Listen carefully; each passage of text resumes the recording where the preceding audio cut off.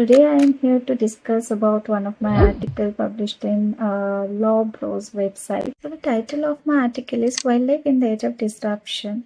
Can law regulate the future of nature? So when we think about disruption, we might first think of Silicon Valley startups or artificial intelligence changing the job market. But there are more serious concerns. For example, there are more deforestation in the Amazon and that affects in rainfall patterns.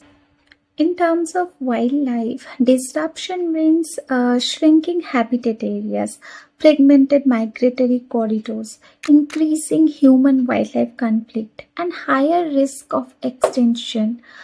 For example, tiger in India are moving into villages because their migratory corridors have been disrupted.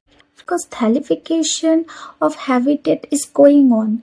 The birds are losing their migratory timing, at the seasons are shifting unnaturally. Coral reefs, they are once the nourishers of the oceans. Now they are bleaching and dying, leaving our marine species homeless. In something of a choppy metaphor, wildlife as a whole is not only living in the age of disruption, they are living at the mercy of disruption. In wildlife context, laws serve to regulate human context to ensure that individuals do not inflict harm or on species or ecosystem.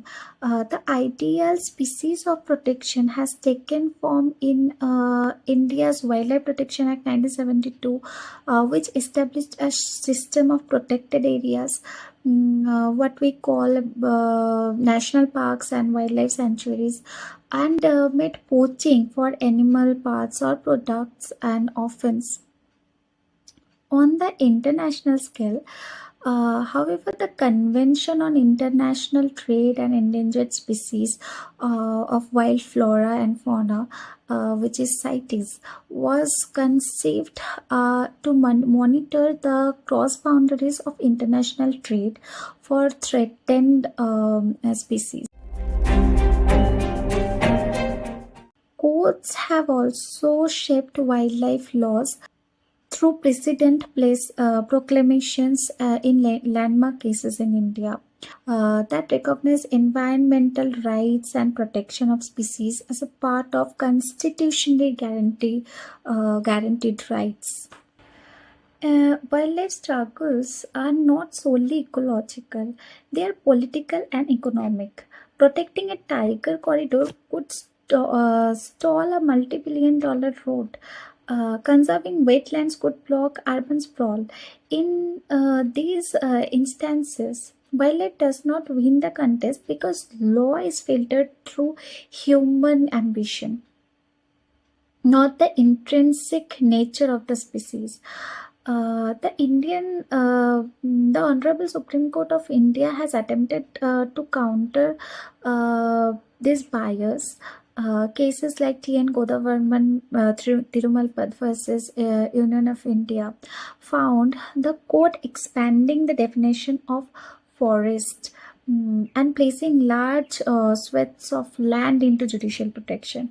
Also, in Animal Welfare Board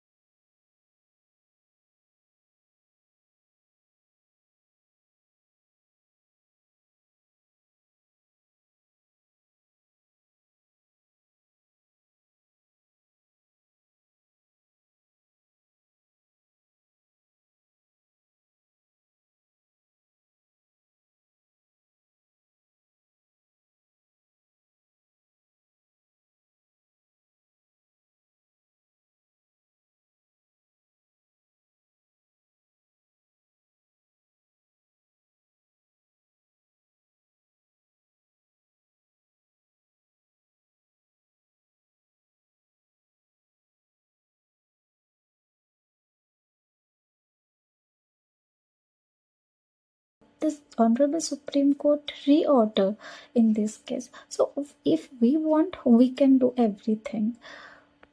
We have to think it very critically that if elephant disappear, forest will collapse. If bees vanish, agriculture doesn't work. And if the ocean die, so do we. Law is not just about protecting wildlife, it's about protecting survival conditions on Earth. So, if this article means a little, then please read the full article on LawBRO's website. I will put the link on the caption. And thank you for listening me.